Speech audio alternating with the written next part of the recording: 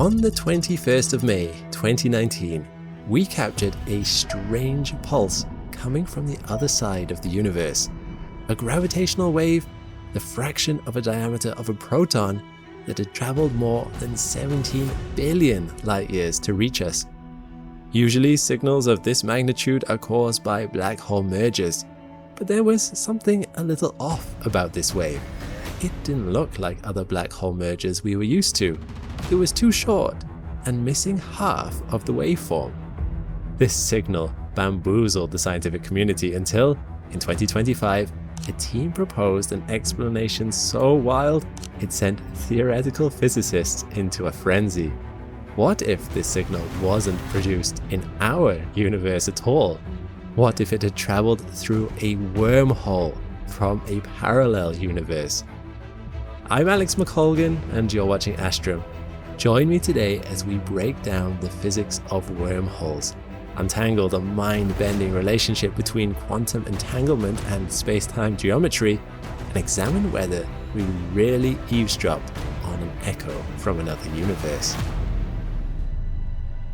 When the Laser Interferometer Gravitational Wave Observatory, or LIGO, detected the signal of gravitational wave GW190521, researchers realized something exhilarating. If their interpretation of the colliding black hole's size and mass was correct, they just made the first detection of an intermediate mass black hole in human history. I've made another video about these types of black holes before that you can watch here. You see, until then, we had only observed stellar mass black holes, any black hole under 65 solar masses, and supermassive black holes, or black holes measuring hundreds of thousands to billions of times the mass of our Sun. The math says there should be a third category, intermediate mass black holes, measuring about 100 to 100,000 times the mass of our Sun, and computer simulations agree, but we'd never seen one directly. Until this gravitational wave floated across our radars, hinting that one might be out there. This signal seemed to be an echo of two black holes colliding, one measuring 85 solar masses and the other 66. They merged to form a black hole 142 times the mass of our Sun. And if you're doing the maths here, yes, that means 9 full suns worth of mass were instantly converted into pure gravitational energy. As if this weren't exciting enough, in 2025, a research team led by Qi Lai at the Hangzhou Institute for Advanced Study, University of Chinese Academy of Sciences, took a closer look at the signal left behind by gravitational wave GW190521, and they noticed something unusual. No matter how they sliced it, this just didn't look like a typical black hole merger signal. They started to wonder, what alternative explanation could there be for what they were seeing? Normally, when two supermassive cosmic bodies collide, like neutron stars or black holes, that collision emits tiny ripples in space-time that travel outward in every direction. Sometimes these gravitational waves eventually reach Earth, where we can detect them with our ground-based laser interferometers such as LIGO and Virgo, based in the US and Italy respectively. Depending on what the signal we receive looks and sounds like, we can deduce what type of event occurred, how far away it was, and how big the objects involved were likely to be. When two black holes merge, they go through a 3-part process, which gives its signal key characteristics that are easy to identify. In other words, scientists know if a gravitational wave was created by a black hole merger thanks to its shape. The whole universe is filled with spectacular patterns, structures, and signals like this. It's one of the things I find most fascinating, and not to mention beautiful, about the cosmos. It's this mix of beauty and intrigue that I really try to get across in Astrum videos, but it's also what inspired me to create a book. Incredible Universe Volume 1 is all about our solar system, and is filled with beautiful images of, and facts about, its planets, moons, and more. This stunning hardback book is back for another limited run, and I'm pleased to report that they're selling fast. It's a spectacular journey through the solar system, filled with not only the very best images, for explanations that bring our cosmic backyard to life. Incredible Universe was a real labor of love, and you don't want to miss it. Click the link below or scan the QR code on screen to make sure you get your hands on one before they're gone. For now though, let's head back to the gravitational wave signals that black hole mergers send out. The first phase is the inspiral phase. As the black holes circle each other, they're constantly radiating energy away in the form of gravitational waves. Since they're losing energy, their orbit gradually shrinks, which makes them move faster as the gravity they exert on each other increases.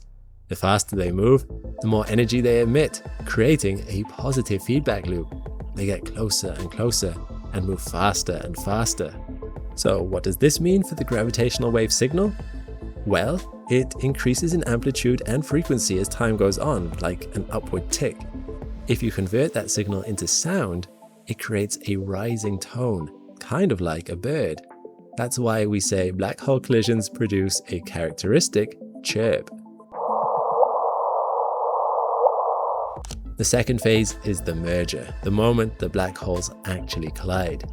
At this moment, the amplitude of the signal reaches its absolute maximum, marking not only the highest peak, but also the most intense, rapid compression of the wave. It's immediately followed by the third and final phase, the ring down. It takes a while for the newly formed black hole to stabilize. Initially, it's wobbly and distorted before finally settling into a spherical shape.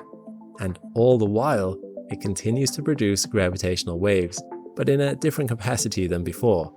In the case of GW190521, the ring down occurred simultaneously in two distinct frequencies, a fundamental tone at 63 Hz and a second at 98 Hz, both of which faded out within 26 to 30 milliseconds.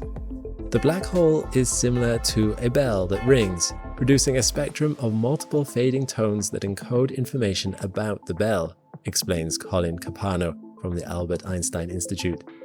Analyzing the ring down of a black hole merger can give us insights into the mass and spin of both the new black hole and its progenitors.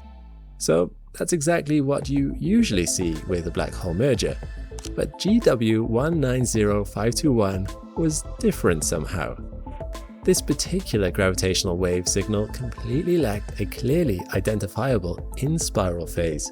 It just showed the merger and ring down phases. And this led Ki Lai and his team to propose an absolutely outlandish idea. What if this signal was the echo of a black hole collision not in our universe, but in a parallel one? A signal that traveled through a wormhole to reach us. Wormholes might sound like science fiction, but they are a mathematical possibility. In fact, as Einstein worked on his theory of general relativity, the concept of bridges arose naturally from his field equations as hypothetical geometric and topological features of the universe. Later, as scientists in the 1980s speculated about traveling from one side of the cosmos to another, this theoretical bridge evolved into the fan favorite we now call a wormhole. So what are they? Essentially, wormholes act as shortcuts through space-time, a tunnel that connects two very distant parts of the universe, or potentially even parallel universes. But we've never observed a wormhole in reality. But if we did somehow stumble across one, it wouldn't look like the tunnels you might think of. Instead of a flat hole that gets darker and darker, a wormhole would act as a spherical 3D window, showing you a warped view of the final destination on the other side of the hole. Much like a black hole, it would be surrounded by gravitational lensing that distorts the surrounding star field. Now, we're moving deep into hypothetical territory, so bear in mind some things we cover will be contested, debatable, and just downright strange. There are different kinds of wormholes, but let's start with the classic one, the Einstein-Rosen bridge. This is a geometric structure where you have a black hole on one side and a white hole on the other that exits into another universe. Let me break that down. As you probably know, matter can only enter but never exit a black hole. Once an object crosses the event horizon, it cannot return.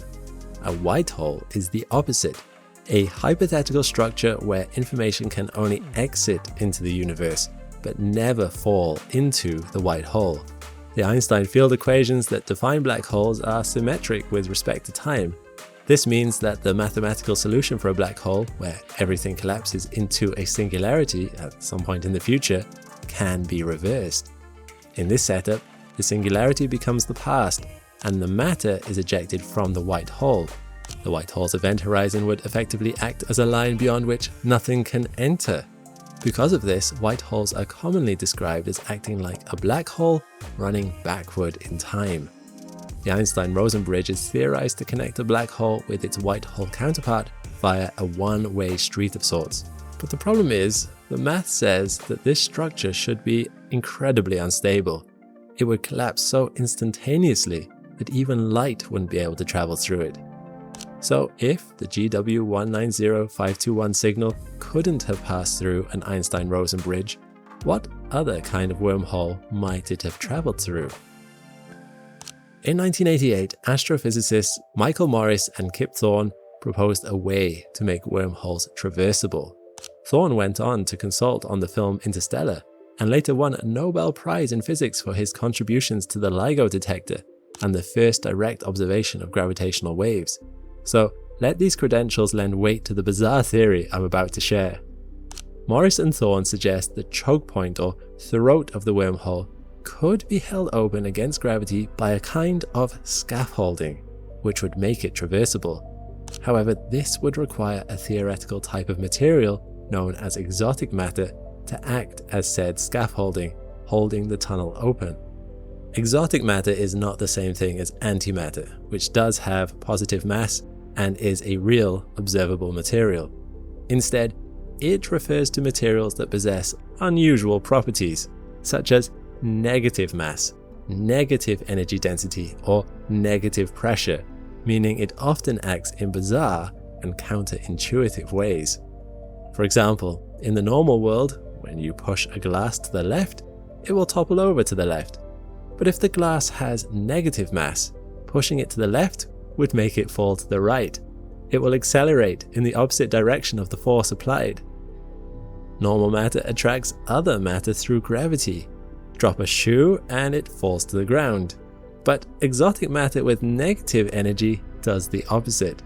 Instead of being pulled towards other matter, it's pushed away from it, and crucially, it pushes back. That repulsive force is what could theoretically prop a wormhole throat open against the crushing pull of gravity. Even if this breaks your brain a little, these kinds of properties aren't technically forbidden by the maths, and they don't violate the laws of conservation of momentum or energy. In other words, they can't officially be discarded as impossible, even though we've never seen them. Thus follows the question: if a traversable wormhole like this could exist, could we really hear a signal ring down through it from the universe on the other side? Wouldn't the information get lost or distorted somehow? Well, turns out wormholes might connect more than just black and white holes. They could be the missing link between general relativity and quantum mechanics. General relativity describes the universe at its largest scales: gravity, black holes, the fabric of space-time itself. Quantum mechanics describes it at its smallest: particles, energy, the subatomic world. But when you try to use both at the same time, say at the center of a black hole, the maths breaks down completely.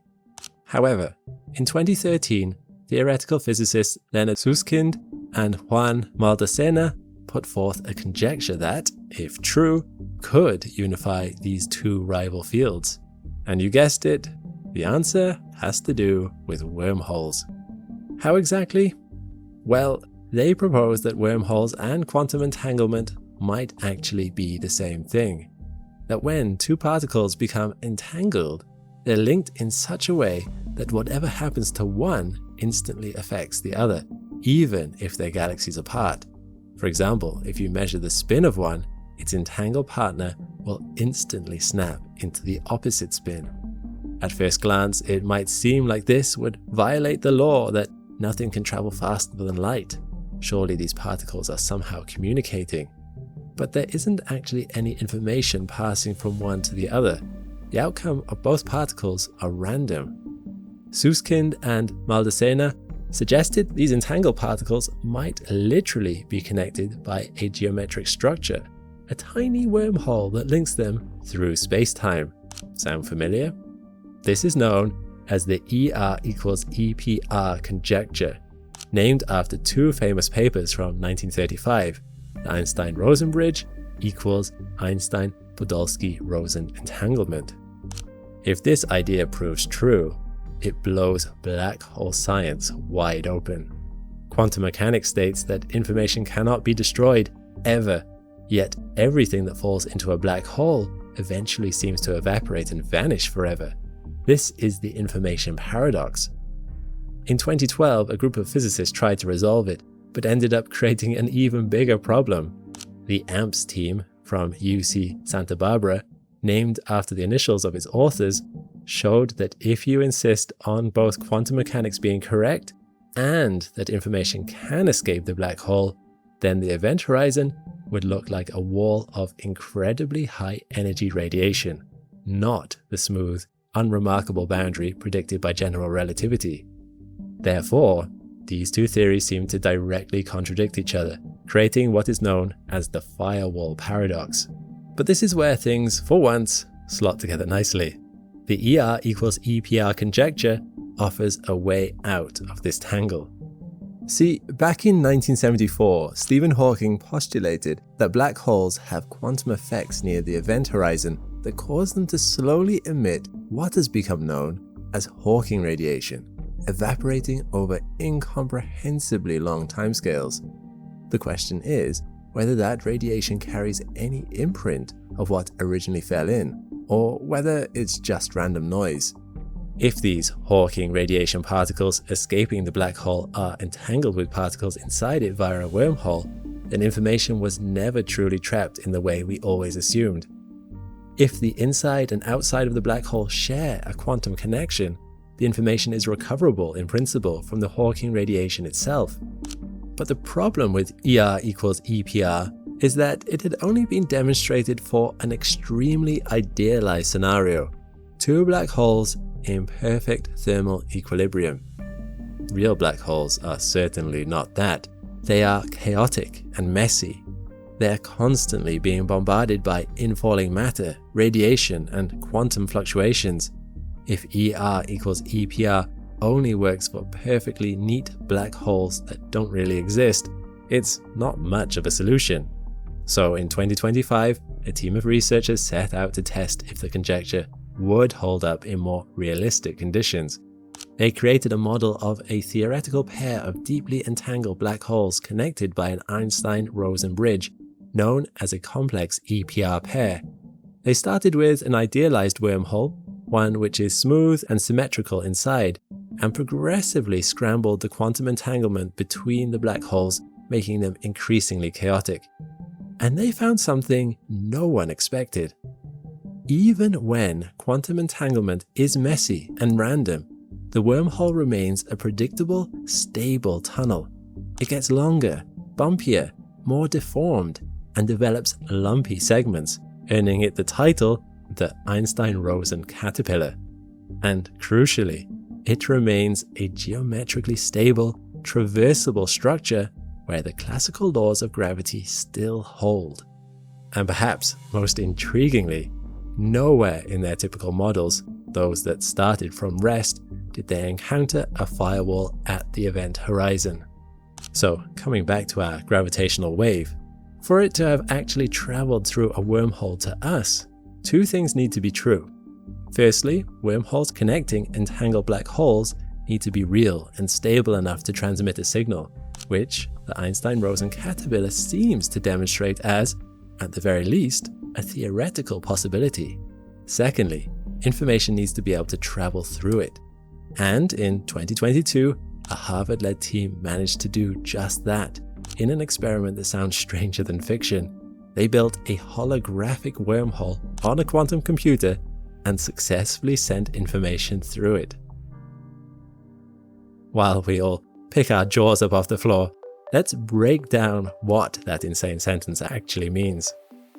The experiment traces back to Daniel Jafferis at Harvard, who in 2016 calculated that if you can take two entangled quantum systems and couple them together in the right way, you can perform an operation on one side that, according to ER equals EPR, should physically hold the wormhole open and push information through it.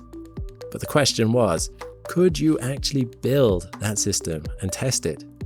6 years later, a team led by Maria Spyropoulou at Caltech did exactly that. They used Google's Sycamore, a superconducting quantum processor, to simulate two entangled quantum systems that, by the rules of ER equals EPR, should be connected by a wormhole. And here's what happened. A unit of information, a quantum bit or qubit, was injected via a single particle into one side of a two-sided system. That encoded information diffused from just the one particle across all the particles on that side of the system, like a drop of ink dissolving into water. Then the team performed a specific rotation across all the qubits, equivalent, in the gravitational picture, to sending a pulse of negative energy through the wormhole, or propping it open with exotic matter. Eventually, the encoded information re-emerged on the other side of the system. Not only that, but it had converged or refocused itself from its diffuse state back onto a single particle, the entangled partner of the original particle that carried the qubit into the system in the first place. In other words, researchers had sent information into a quantum tunnel and successfully retrieved it on the other side. Spyropoulou couldn't believe her eyes, saying the moment felt like seeing the first data from the Higgs boson discovery. However, the physics community quickly urged caution. Some analyses argued that the quantum model was far too simple to capture the true, complex properties of black holes, meaning the demonstration shouldn't be thought of as a literal holographic wormhole. Yet, even if it wasn't a perfect cosmic replica, her team had just shown that a quantum system governed purely by the rules of quantum mechanics could, in principle, behave in a way that is mathematically identical to a wormhole in a gravitational theory. The physics of both the quantum and the gravitational scales are similar, even if the physical reality looks completely different. So, coming back to the strange gravitational wave that started it all in May 2019. If it really did travel through a wormhole to reach us, this experiment is the closest thing we have to a proof of concept that such a journey is both mathematically and experimentally demonstrable. But can we conclusively say one way or the other whether it did?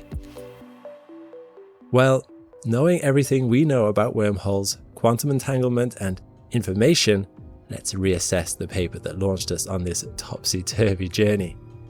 Ki Lai and his team put forward the idea that a gravitational wave signal GW190521 is the echo of a black hole merger in another universe.